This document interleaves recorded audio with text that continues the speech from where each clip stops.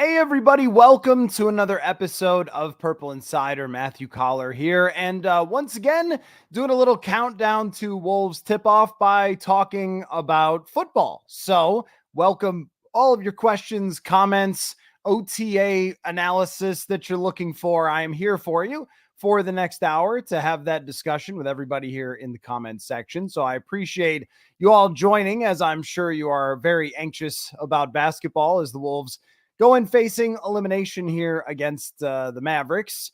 But yesterday, another OTA practice for the Minnesota Vikings. And of course, they also signed a left guard, which all of you were desperate for. And I hope that guard guy shows up in the comments because this should be really his show. We should just read only his comments. He's been advocating for guards really throughout the entire offseason. So this is his day. But I did have a thought because we talked the other day with Andrew Kramer about Dalton Risner and where he fits in. And Andrew seems to think that this is still going to be a Blake Brandel production at left guard, that the coaching staff is high on Brandel and wants him to win the job, or at least he's going to be given every opportunity to win the job, and that Risner might be more of a backup or a contingency plan versus Blake Brandel, which is interesting because I guess I had thought of it a little bit the opposite way. Sort of, you know what you have in Dalton Risner as an average guard. So he'll come in, he'll be the starter. And then if Blake Brandel outperforms him, he'll win it. But Andrew thinks it's the other way around from people that he's talked to. So I guess we'll see how that plays out. It might make sense considering Risner is not the best run blocker and that they want to improve with their run blocking. So more of that discussion if you want to go check that video out. But now that they have solidified that left guard position that we have discussed on a number of occasions here through the offseason, what else? What else is to be done? Yes, I know there's a contract with a certain wide receiver to be resolved. Is there anything else that the Minnesota Vikings should be looking at? And now the first comment from JP is perfect for where my mind went as well. JP says, maybe we should consider a move for a wide receiver 3. A guy like Hunter Renfrow is a good route runner and can play the slot. Now, Renfrow, my question is with him, is it a Dalton Risner situation where he's holding out for more money and he thinks he should be paid a lot more based on his very high production from a couple years ago, not so much last year, and that's what is keeping him in free agency, that nobody really wants to pay Hunter Renfrow a big salary, but he thinks he's worth it, and then we just dance around until the guy finally takes a job? Is that the case with Renfrow?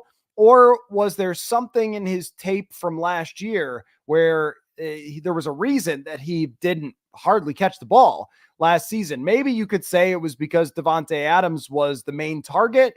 Maybe you could say it's because Aiden O'Connell is not an experienced quarterback. I'm sorry, got the hiccups here.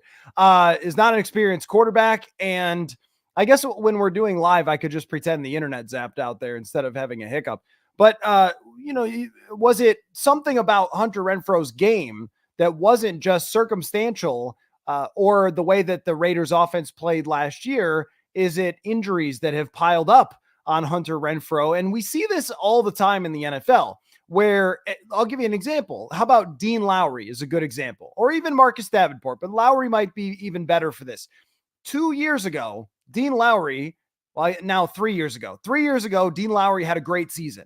He had, 40 pressures or something, really impact player for the Green Bay Packers. The following season, he struggled. And then when they signed him, the big conversation around the Vikings was, hey, if he can throw back to 2 years ago, this is going to be a really good signing. But how often does a guy ever throw back to 2 years ago? That's usually not how the NFL worked. If you dropped off, there was likely a reason that you dropped off. And for Renfrow, I would have a tough time thinking or expecting that he was going to get back to where he was. Now, where he was very, very good. So maybe even if he's 80% of that, he's a plus player. But in comparison to what the Vikings have right now, do we think that Hunter Renfrow could add more than what they currently have at that wide receiver 3 position? And as I was watching OTAs, I was thinking about Brandon Powell and Jalen Naylor, who are getting a ton of work out there with the ones, of course, with the first team with Sam Darnold and Nick Mullins on the starters field.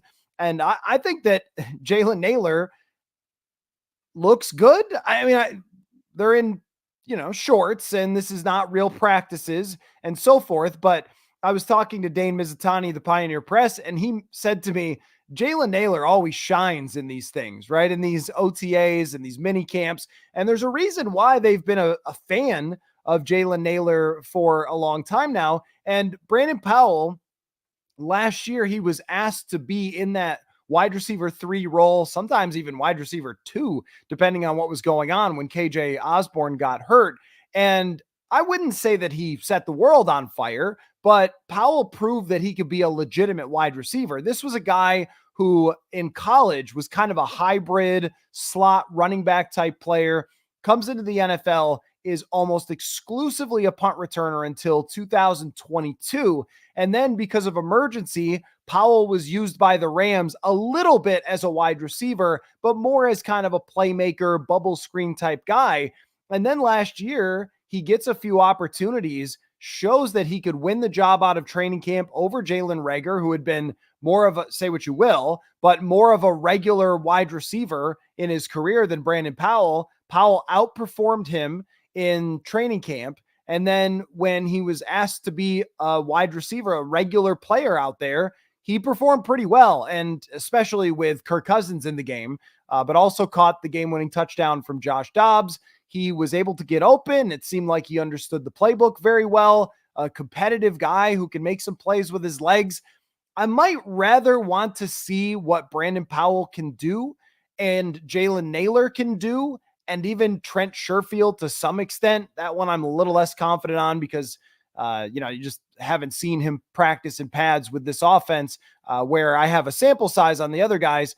But, with Brandon Powell, there's not a huge upside, but there's someone who could be solid in that role over the next year or beyond that.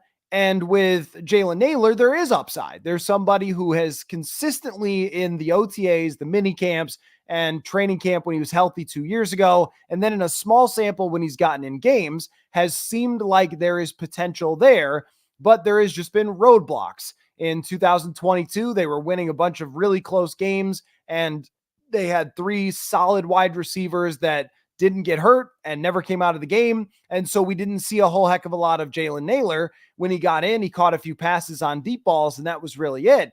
But we see the physical talent that he has when he's out there. And every time Kevin O'Connell has talked about Jalen Naylor, he has been excited about that.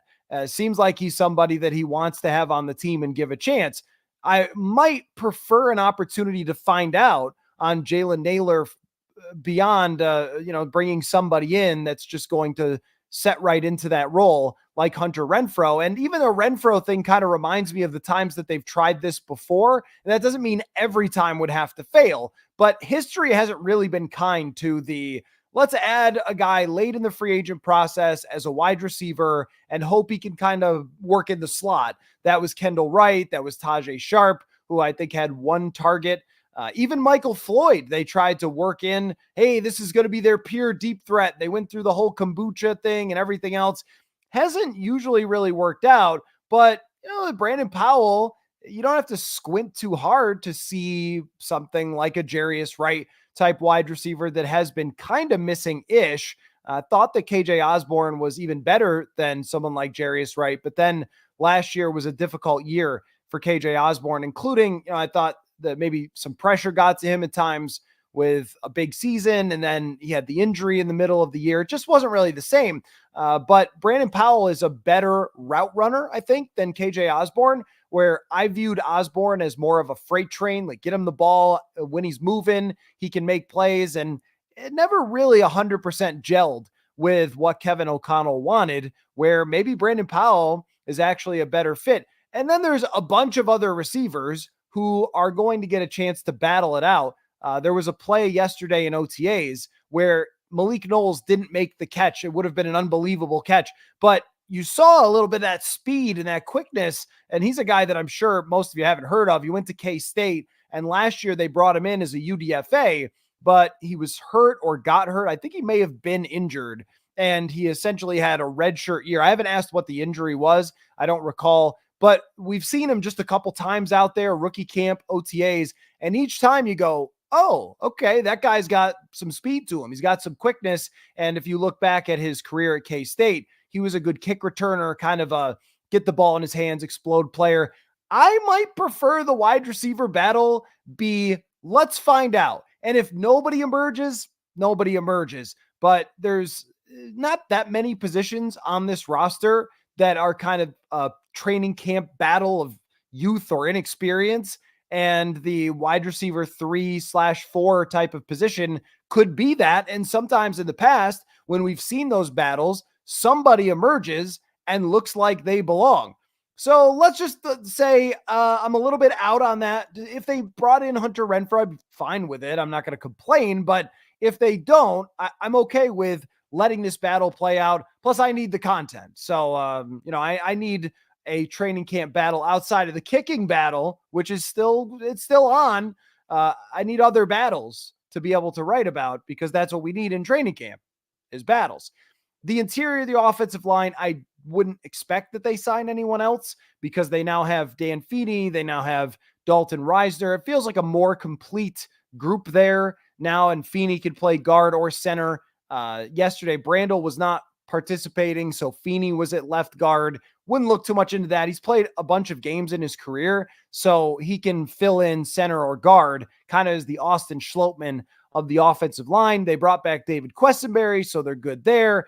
Now, on the defensive side, I don't think that they need more defensive tackles.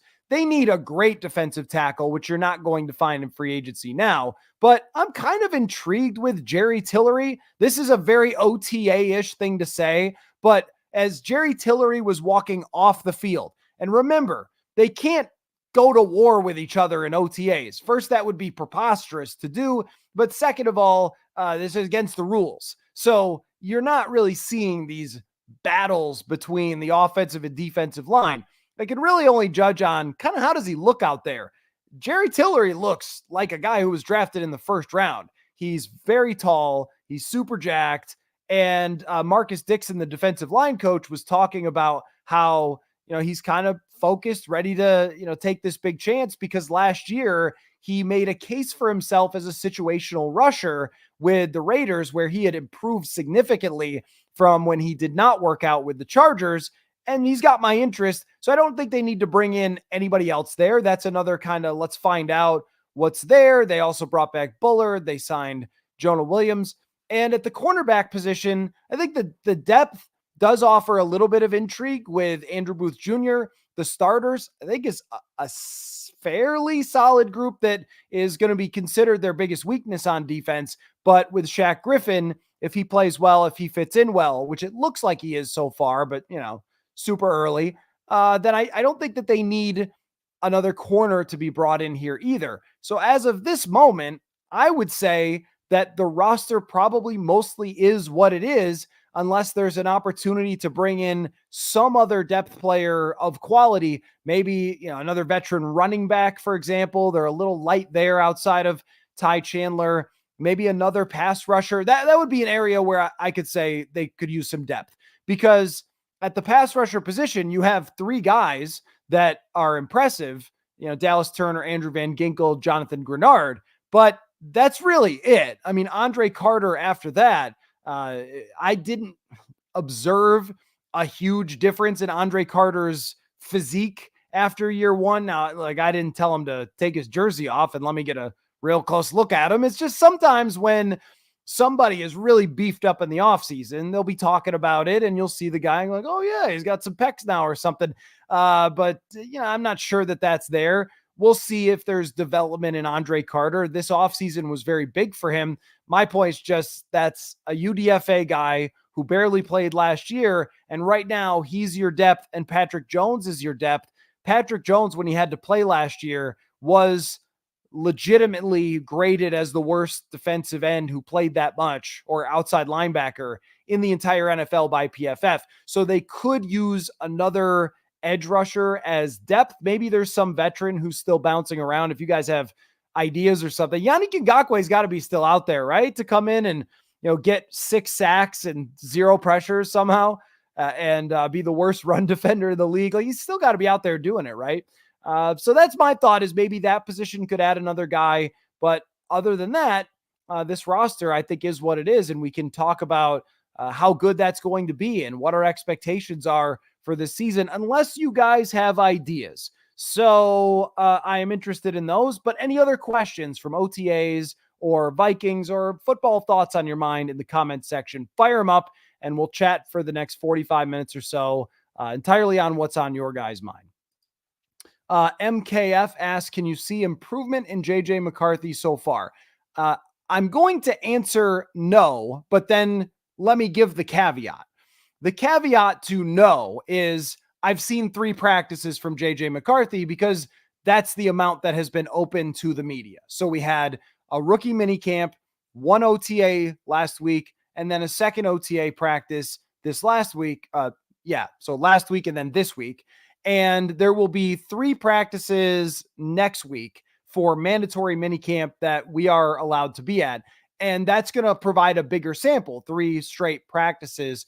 But progress is going to be hard to put a finger on when I've only seen 3 practices, but also it's a short amount of time. And each practice that they're going out, they are putting more and more volume on JJ McCarthy. And I thought that Josh McCown put it really well, where he said a lot of these concepts that he's running, a lot of the footwork, a lot of where he's supposed to throw the football, it's the first time he's ever done it. So the reps that we're out there watching in a practice, this is the first real rep that JJ McCarthy has ever taken doing X, Y, and Z. So there will be times where it's going to look pretty ugly. Now, I didn't think he looked ugly yesterday. I just thought it looked about the same as we saw last week, which is I thought he got the ball out a little quicker for a couple of the plays, but it wasn't like the last time was some sort of disaster. He wasn't fumbling the snaps, but I didn't think that was actually an issue. It was just something that happened a couple times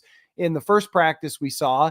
And, he seems fairly comfortable out there, very comfortable with his teammates and everything else.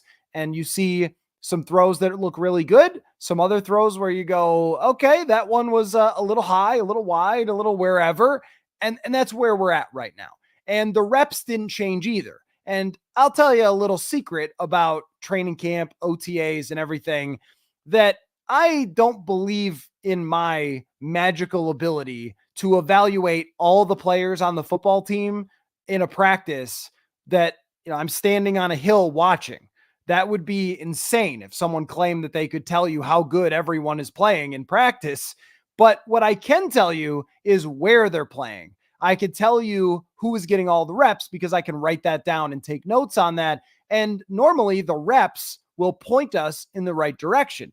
And I'll give you an example from last year where Ivan Pace Jr. was taking reps with the second team in OTAs and minicamp, which was an indicator, because a lot of times undrafted free agents are not taking first or second team reps. They're not on the first and second team field that early. So we kind of knew this might be a player to watch. And yesterday on defense, we're seeing Mekhi Blackmon and Shaq Griffin, and then Byron Murphy play a little more in the slot. So we go, oh, okay. You kind of see something going on here with the way that they're putting them out on the field. And as far as McCarthy goes, as long as he's taking those third team reps, he's on the, call it like the kids table side of the field in practice, that tells us that they think that there's still a lot of work to do there and that it's not a real quarterback competition yet. So we'll see if he looks a little more comfortable. I thought that the ball was coming out on time more often in the second practice than in the first one that we watched. This one was outdoors as opposed to indoors. Maybe that helped out a little bit with the comfort level of being out in the normal practice field. But I mean, I don't know. We're only seeing a handful of throws in practice, but in mini camp, we should get a little bit better of an idea. But I think it's really training camp where we're probably going to see the most progress when it comes to JJ McCarthy. It's just going to be a lot easier to judge when we get to mini camp, when we get to training camp. But mini camp could tell us some answers about how he's coming along. And if he starts getting some of those second team reps instead of Nick Mullins, then that would be a really good sign. If he doesn't, then we'll wait till training camp.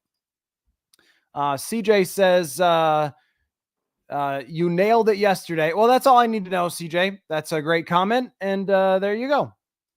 No, I'm just kidding. This channel can't ask for much more than a quarterback, guard, kicker competition. That's right.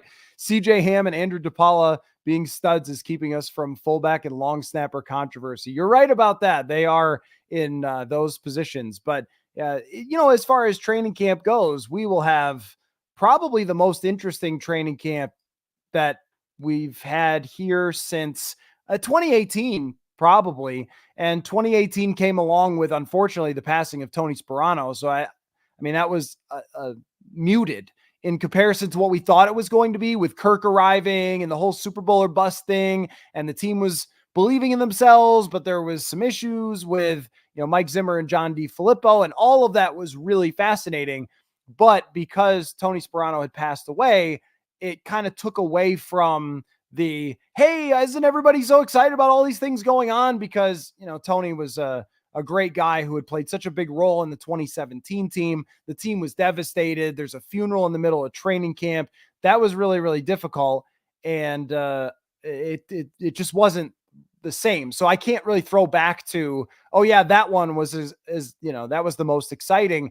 2017 was interesting because that's when I've mentioned this on the show before many times, probably. Sam Bradford was showing all the signs of looking like a franchise quarterback in training camp. That a lot of times with training camp, you could go either way on things unless it looks really terrible or really awesome. It's not that notable. But with Sam Bradford 17, it was that awesome. And Delvin Cook also looked like an instant superstar in training camp. So there's that feeling where you go, there might be something going on here with this football team. And 2022 was a little interesting with Kevin O'Connell, but the players weren't that different. So that, it was okay. All right, let's see how O'Connell does stuff. But, actually it's less intense in training camp with O'Connell.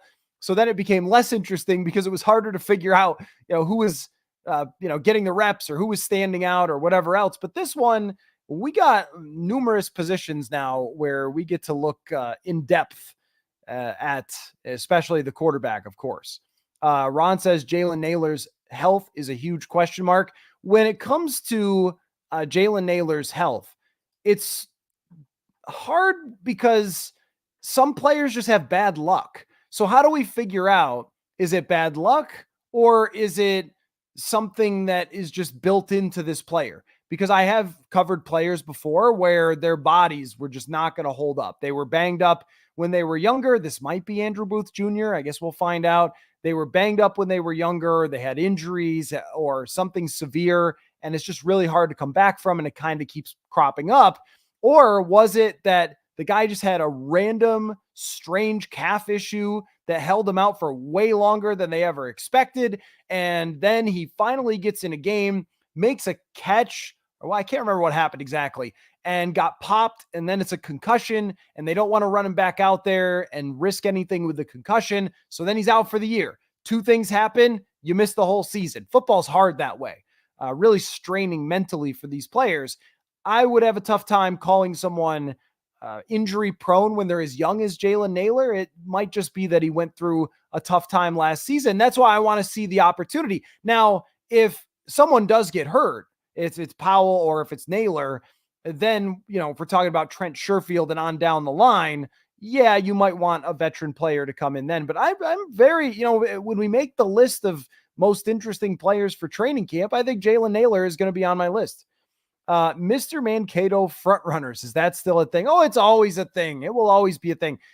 Some people tried to rename it that now that it's an Egan, but you can't really rename it. Who would be on the list? Well, you have a 6th round kicker.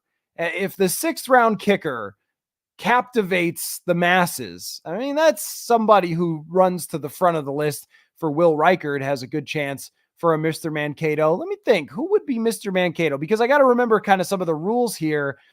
Can it be a second-year player if he's never really played before? I think that's also in the rule. And then it's anybody drafted or undrafted free agent.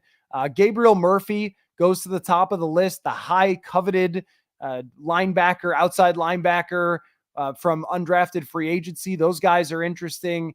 Levi Drake Rodriguez. Yeah, Marcus Dixon said yesterday, love that kid. Big fan of Levi Drake Rodriguez. The three names, the enthusiasm of that guy, the story coming from the nowhere college in Texas.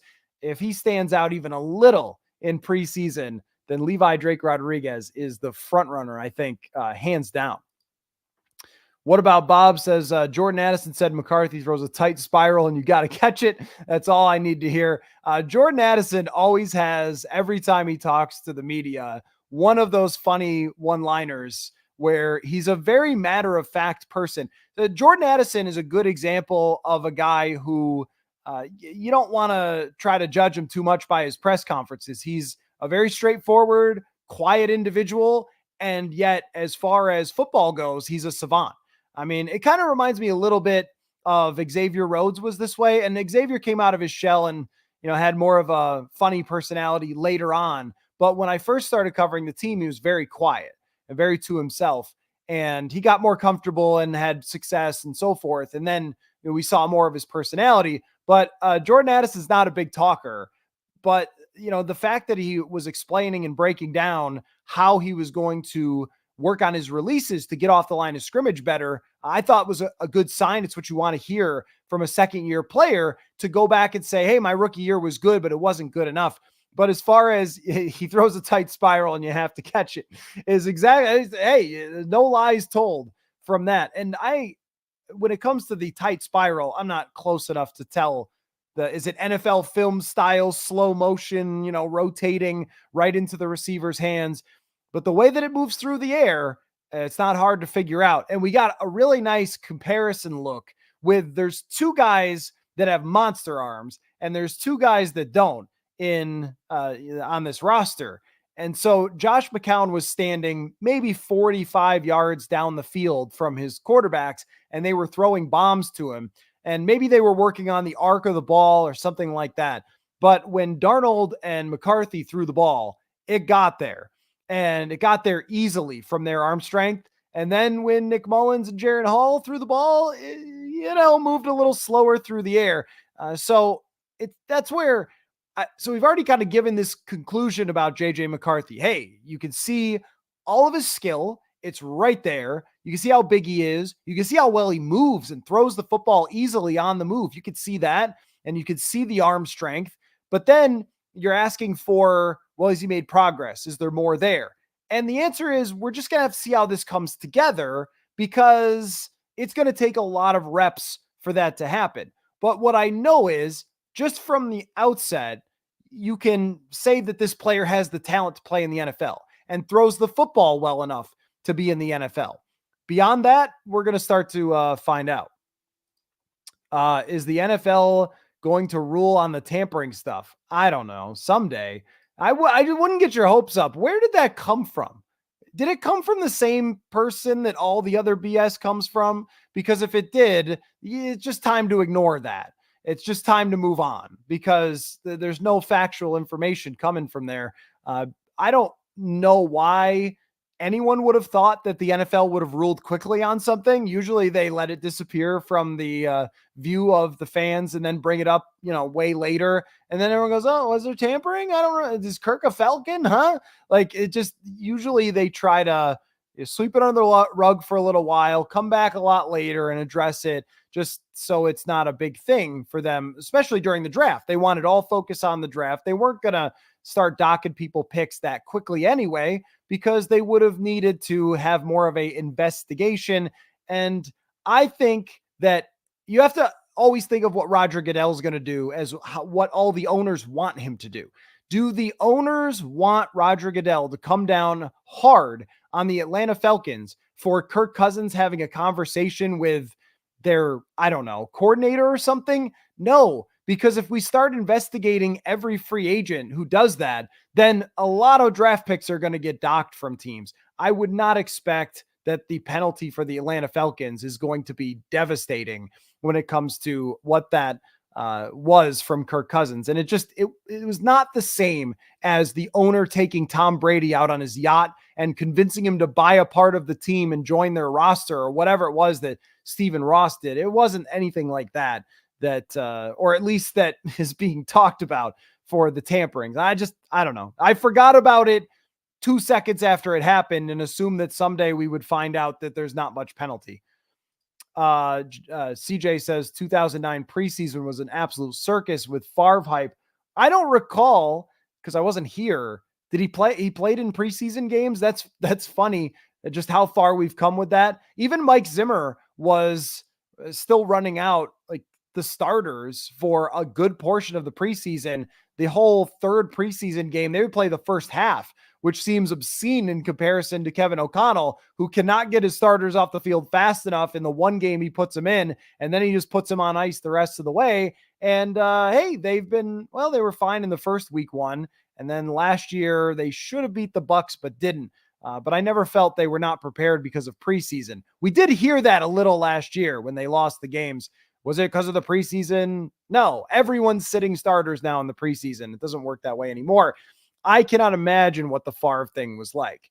To have people have told stories about the helicopter following the car, bringing him to Winter Park and all that sort of stuff. That must have been pretty cool for everybody. And I wonder about what the expectations were back then. I guess I'd have to ask Judd or Chip or Royce or something about, was it immediate Super Bowl conversation, or was it maybe this could be fun and weird, but because Favre had not played well in New York. So was there high expectations? Some of you would remember a lot better than me going into the season. I didn't remember thinking when the Vikings acquired Favre and I was just starting my media career. I don't recall thinking, well, this team's going to the Super Bowl now. They've got Favre.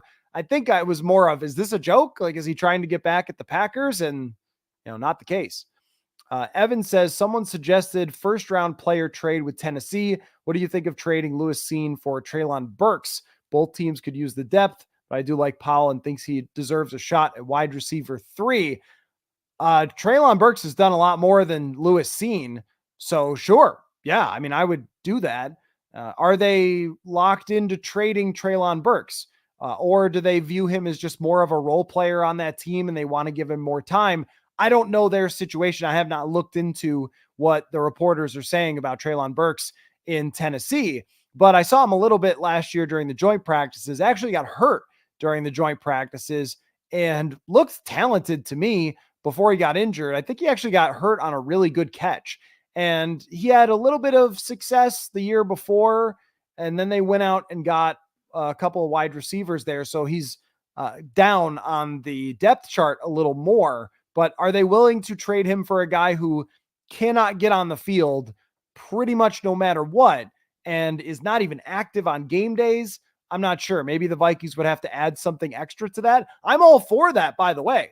If there's any team's former first round draft pick that they're dumping, just take them, swap picks with them, and maybe you get something out of it. I think, what was it? Kansas City got a half a season or something out of Mike Hughes. If you get anything out of it, you're succeeding. But if the team is giving away a player in a trade for someone like Lewis Cine, you got to raise an eyebrow there and go, are you really, is there something going on there that is a reason why you are trading away that player? But if I'm the Titans, I'm not doing that. I would need, more draft capital, which the Vikings don't have. They don't have any real draft capital at all to give to anybody. And that's, maybe the problem.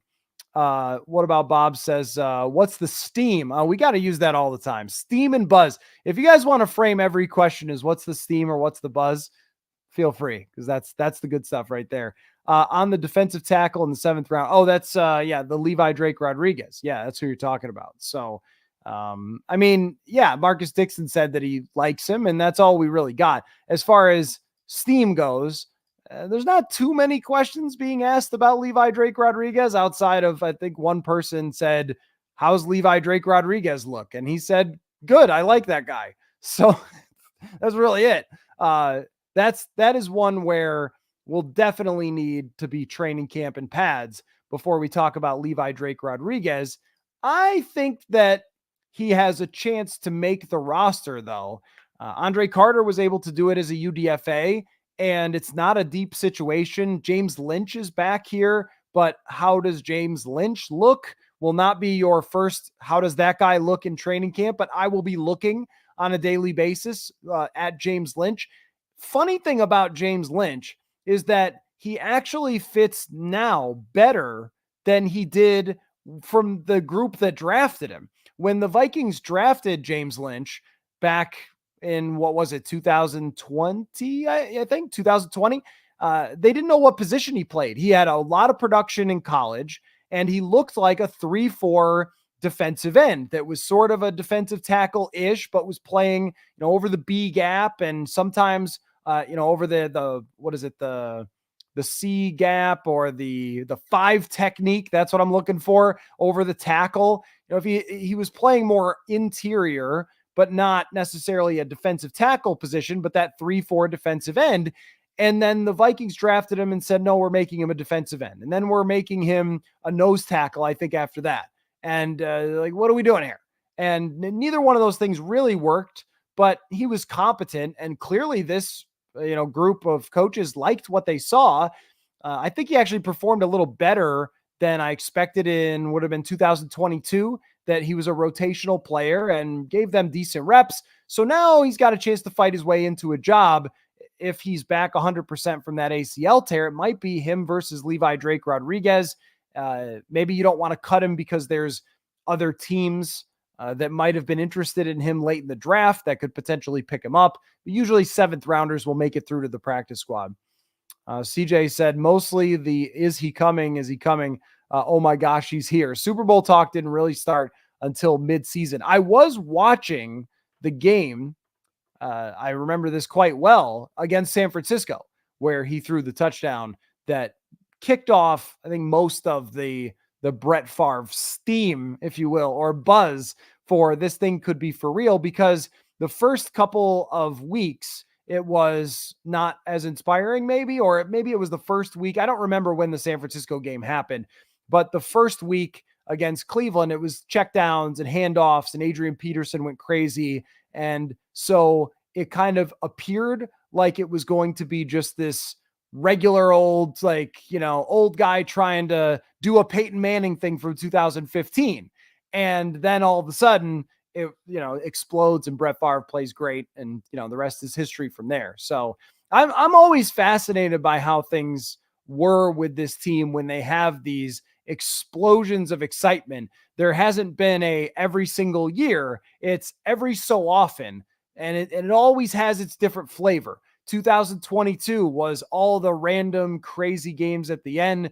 2017 is Keenum, 2009 is Favre. That's what makes this franchise so unique, is how many times that's happened, which of course does lead me to another subject of intrigue, which is Sam Darnold. And I was doing a appearance on the New York Giants team podcast. And of course, week 1, and they were asking me about just, is this going to be Sam Darnold? Is it going to be JJ McCarthy? And I keep going back and forth on Sam Darnold, because every time we talk about him in the comment section, there's 5 people who go, he stinks. You got to remember, he stinks. And you're not that wrong though. From the history, from the stats, from what he has produced up until this point, I can see that there's not a lot of evidence to suggest that Sam Darnold has been or will be anything more than what he's been. And the host of this Giants podcast was saying, he's in New York and everything, that he's kind of a truther. And it's funny because there's, I was talking to, by the way, show announcement. If you didn't see it on Twitter, former intern of Purple Insider, Haley English, she was on a part-time role with the Detroit Lions in their analytics department. They made her full-time there. So now former Purple Insider intern, remains in the division. That's going to be a big problem for the Vikings. But she was a Jets fan, if you recall. And we were chatting, and she said that, she thinks that Sam Darnold could be pretty good with the Vikings too. It's like the people who watched Sam Darnold in New York, Will Parkinson was on the show, Turn on the Jets podcast. And then, the Giants guy who's there in New York. And they seem to be saying it's okay to go that way. It's okay to walk down that direction. The opposite example was when the Vikings signed Marcus Davenport, and I get a couple of messages that say, like, good luck. And that ended up sort of turning out. So the people who are there would have a little better sense for if it's possible for Sam Darnold to take that step forward. And it appears that those people, at least the people that watched him with the Jets, think that he is. That's as far as I could really go from there. But okay, let's go down that road then. Let's go down that road and think that it's possible that Sam Darnold does take a big step forward from where he has been before. And so far during OTAs, I think that he has looked like a starting type of quarterback out there, very comfortable with what they're asking him to do, some inaccurate passes here or there, but has looked like the guy that was the San Francisco backup that played pretty well when they put him in, and the guy who at times was pretty good in Carolina. So I don't know. That adds to the intrigue that we're going to see. But so far, I can't go as far as to say, wow, I've been so impressed by Sam Darnold, because there's just not enough plays. And when they're practicing on two different fields, I can kind of only watch both at the same time. But I mean, this is such a different situation that Sam Darnold has than he's ever had before. You can't overstate it. It's not exactly like playing in, another league or something. You had professionals around you, but when we see certain quarterbacks can be pushed one way or another, and with, the guy with the Giants, we were chatting about how Daniel Jones is an example of this, where right now we are thinking that Daniel Jones is about the worst quarterback in the world. And 2 years ago, we were talking about Daniel Jones as a guy that when he faced the Vikings defense, he gave him a lot of problems and he won a decent amount of games, and he had a better situation at that time. With Saquon Barkley, he had a few more people to throw to, an offense that was built for him. Their offensive line was pretty decent, the year that they beat the Vikings in the playoffs. So we see even quarterbacks that we consider to be bad be pushed into the middle if they have the right circumstances. Maybe that will be the case from Sam Darnold. But I just think it's interesting that everybody that I know who was a Jets fan or in New York or whatever, they're all saying, hey, maybe this will be his time. Might speak to his likability, because I don't think you guys were saying that to the 49ers when they signed Christian Ponder as a backup. And I sure know that when I was in Buffalo and they had EJ Manuel, he signed with the Raiders or something. I wouldn't have told someone from the Raiders, hey, that guy needs another chance. I would have said, hopefully you don't have to play him. We'll see when it comes to Sam Darnold. But I'm intrigued. CJ said we average 1 to 2 awesome teams per decade, usually with a retread quarterback or a young quarterback who is about to meet a career-altering injury. Good luck, Sam and JJ. Yeah, you're right. Hey, both can't happen, right? I'll knock on wood for that. Both can't happen, right? One of those, they will have either the young quarterback or the retread rise to the challenge, and we will all hope. I don't root, but I do hope that no one gets hurt. So we'll see from there. But that is funny, CJ. That's a good observation. Daniel says, I think this is the best overall team Sam Darnold has had. Guy has the arm and mobility. He actually does run more than you think, scramble. When I went back and watched him in Carolina, KOC offense, he can average some big numbers. That's where I need like a limit on like how far do I want to go with this? How much percentage do I want to assign? This actually reminds me of an old EJ Manuel conversation that I had once with a colleague of mine when I was on the radio in Buffalo, where we were talking about how much was EJ Manuel's failure to blame on the previous coaching staff. So they had Doug Marrone. Doug Marrone literally quit. Long story, Google it. And Rex Ryan took over, and they were going to have a quarterback competition. So the discussion was, well, how much of EJ's failures were based on that coach from before who was sort of a lunatic? And somebody in the room said 25%. I said 4%. I have a very tough time in putting so much emphasis on circumstances when there are fatal weaknesses and flaws to certain players. And I don't really agree with. I mean, Evan says this situation could make Desmond Ridder look average. See, I don't think so. I think that occasionally you get a Case Keenum season where every wild throw that guy launched up in the air got caught by Diggs or Thielen.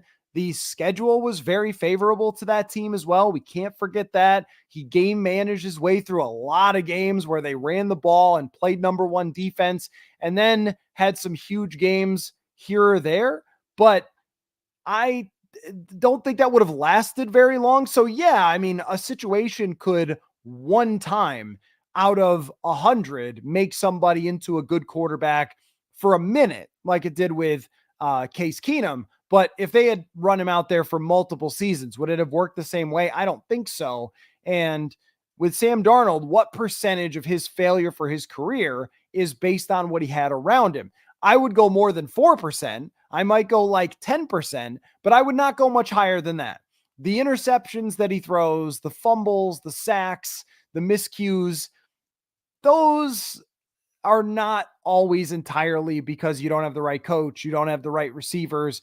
The inconsistency as far as accuracy, inconsistency from a week to week basis.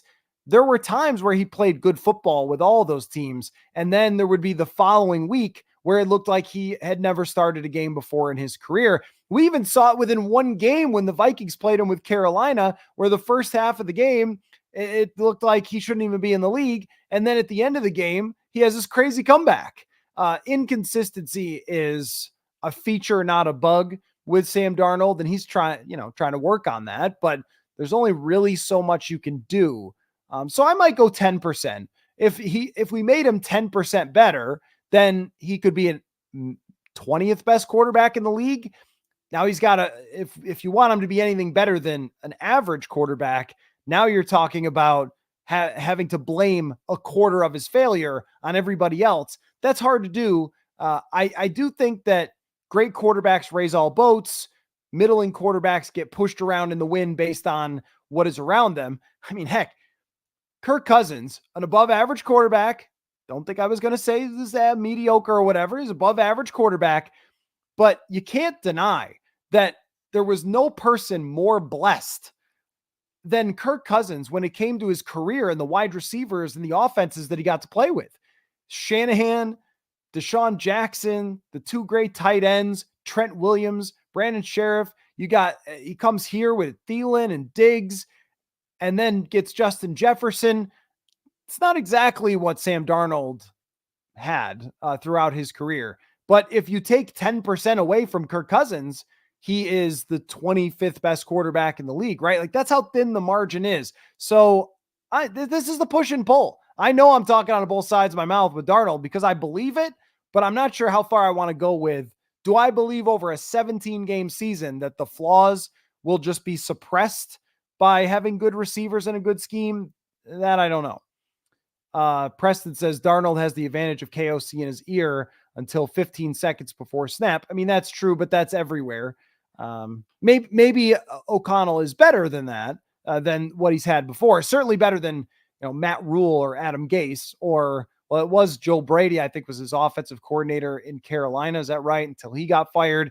Everybody gets fired eventually when your quarterback doesn't succeed. And that's the thing, is it? And then this is true. CJ says, less ghosts with Darisaw and O'Neal, but that is part of the problem, is that what's unfortunate about him being caught on the air saying I'm seeing ghosts is that he does. That's part of my observation of watching him on tape, is that he does sometimes see stuff that's not there or miss stuff that's there in the secondary. And that's how some of those turnovers happen. It's not just him playing hero ball. It's not seeing something and just, going for it. So I think that he can be really good. But I don't, I don't want to go crazy and telling you guys, oh yeah, he looks like the quarterback of the future here or something, because that would be misleading. What about Bob says, have you ever had a player look at you sideways after asking a question during a press conference? If so, what's the story? I mean, I've asked so many questions. I'm sure that some of them were not ideal. One of the things that can be hard is in post-game press conferences where you have just dozens of people. There's bodies everywhere. So sometimes you kind of go, hey, you know, take me through a play or something. You just try to throw something out there to get your question in that you're trying to write about, and maybe it doesn't always come out right. I don't think that I've ever had something where I've had funny moments with players, but not where it was like controversial in any way. I mean, I could think of some funny ones where I said to a hockey player, I've been thinking about you a lot. And he said, like, you have? I'm like, well, that's my job. But that's about as funny as it gets. There are occasionally times where it could be a little tense when you have to ask difficult things or it's a tricky situation. There's been lots of short answers, lots of great answers. But I don't know. There's not too many times where it gets weird in the press conferences. They're pretty straightforward. The ones that are the most are probably when you're trying to reach to make something happen, where you're looking for a specific angle, but you don't want to be overly leading. And then you get I don't really know what you're talking about there. So Anthony says, which side of the ball is better next season, defense or offense? I'm leaning toward the defense. I would lean that direction too, as I hem and haw over how good I think Sam Darnold could be if he plays a lot this season. The defensive side is a lot contingent on health, which is also applied to 30 other teams in the league that don't have enough depth to have great defenses. But I think that there's fewer issues on this defense than there was last year. During training camp last year, we looked at the cornerback position and went, I don't know how this is going to work. There's just so few people here who can play. How is this going to work? We did not know that Ivan Pace was going to be really good. We were looking at linebacker thinking, they're going with the little guy, huh? Brian Asamoah not working out. We did not know Josh Metellus was going to be as good as he ended up being, which made a difference. But at the time last year in training camp, or at this time in OTAs, we were just starting to notice that Josh Metellus was getting out there a little bit more. And that ended up working out really well.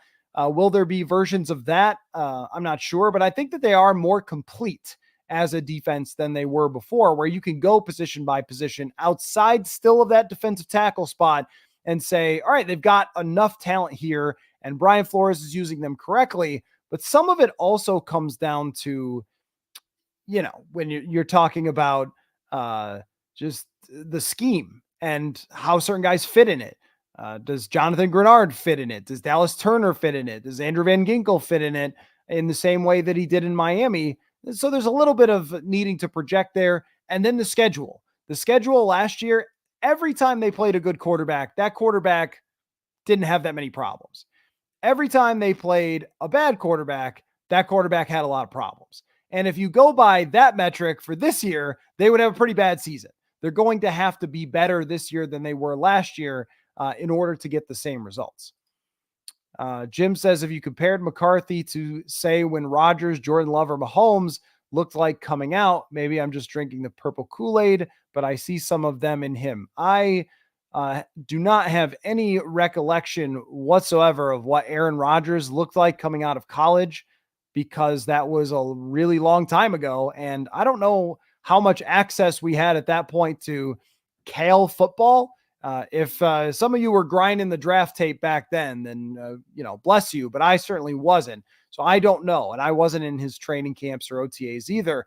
With Jordan Love, it's a little bit of a different story because Jordan Love did play a fair amount of football. I think he was still pretty young, but maybe threw a lot more passes than McCarthy. Had some success, had some failures in his senior season. He's a little more physically gifted than JJ McCarthy. Like I talk about, McCarthy has arm strength, but Jordan Love, I think it's even on a different level than that as far as what he can do off platform.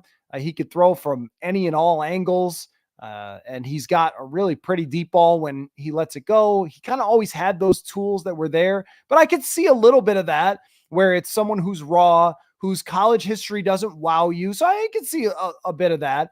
And the accuracy is something that's getting questioned. And it did with Jordan Love and it does with McCarthy. Mahomes, no, I see no similarity whatsoever to Mahomes.